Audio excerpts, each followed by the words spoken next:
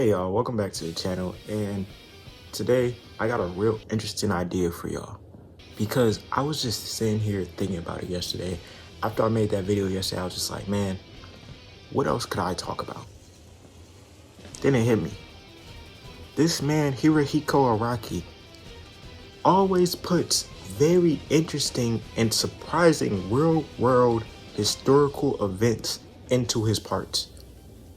Today we're gonna go through some of them. Really not even go through some of them, just talk about the use of them within the part. Because sometimes it's really good and sometimes you're just looking at Araki like,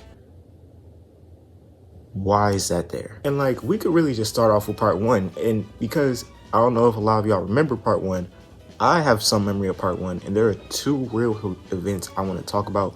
First one being Jack the Ripper, and how historically he just be going crazy.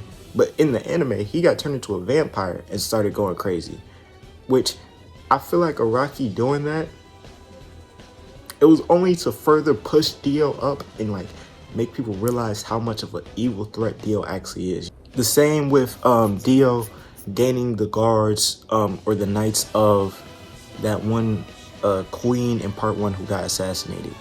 You know, they were just trying to, well, obviously that's not historically accurate, but they were just trying to, man, I can't remember their names. If I remember them, they'll be up on the screen. But through their backstory, that was how they got their strength. That was how they got so much stronger. That's why you see them once they come back. They pledge their allegiance to Dio because he brought them back. But now all that's burning in their heart is just vengeance because they died after being tricked by an entire kingdom, and they died believing they were going to protect their queen. But going through the series, that's like light stuff compared to part two, because part two you get the German political party of 1938 through 1945. And almost everything that is talked about of the German political party of 1938 through 1945 is historically accurate. Except this time we actually get a character, and that character ended up being von Stroheim, which that's a whole different video. How I feel about von Stroheim, I'll give y'all a little sneak peek. I don't really care for him at all. Like, when I saw him initially, I was just like, I don't see myself liking von Stroheim.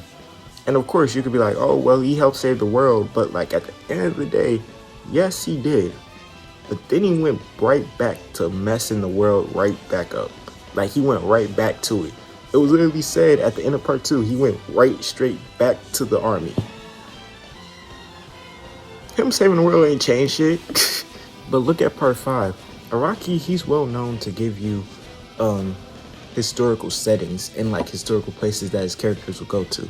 Like in part five, they go to Papeli, which is the ancient city that was once located in Naples. They even tell you about how the volcano eruption and everything happened in that ancient city in, I think it's 79 after death, something crazy like that. Speaking of setting, I had to change settings because it was like low-key getting a little loud where I was last time. But Araki uses setting in his stories to tell a story within a story, if that makes sense. Like, one thing I'm pretty sure is that before he writes a part or whatever, he goes to the place that he was going to write about. You know what I mean? Like, I'm pretty sure he went to Italy. I know he went to Egypt before he made Stardust Crusaders. And then part four was based off of his small town growing up.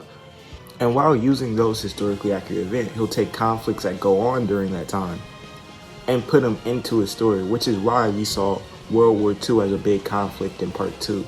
But the way he uses like historical events or real life groups and people and all that to further push the story and to further push the characters that he's created is very good. He uses it in a way to where you know that's not what they were doing in real life, but it's not like he's tarnishing their name within his manga or he's really doing anything different, something that they would do in real life within his manga.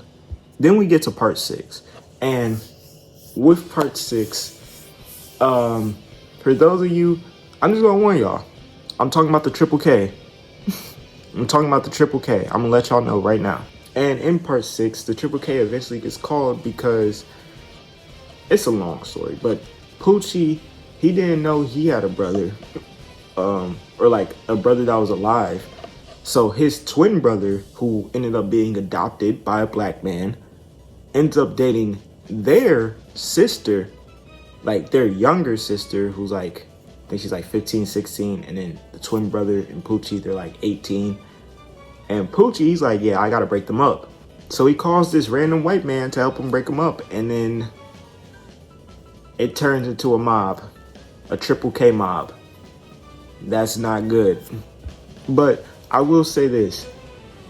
Wow, when Araki introduced it, not only was I surprised and shocked, I was very, like, and I was shocked because I just didn't think he would go that direction. I had no thoughts within my mind where like, oh yeah, they about to pull up. I never thought that.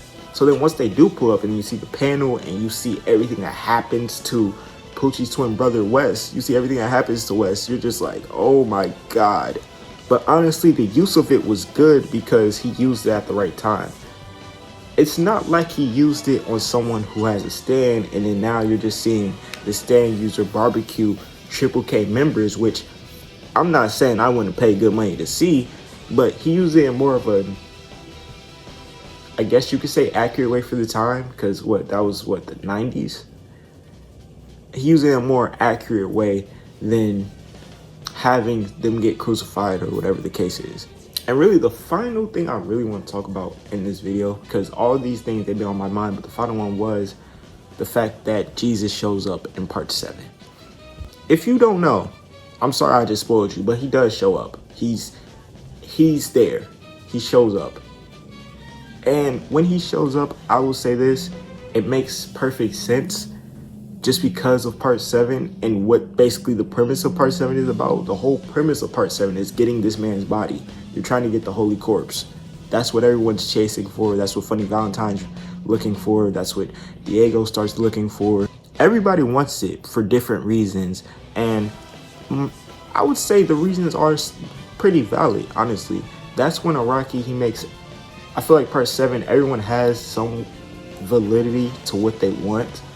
It's just how they go about getting what they want, you know what I mean? But the way he uses the Holy Corpse, and he never like specifically outright says that it's Jesus, he never specifically outright says really much about that character. He just has him, I think he only appeared, once or twice, just to help Johnny, you know what I mean? But that's all I have for today. If y'all enjoyed the video, make sure you like, comment, and subscribe. We're on the way to 2K, so please like it up. See y'all.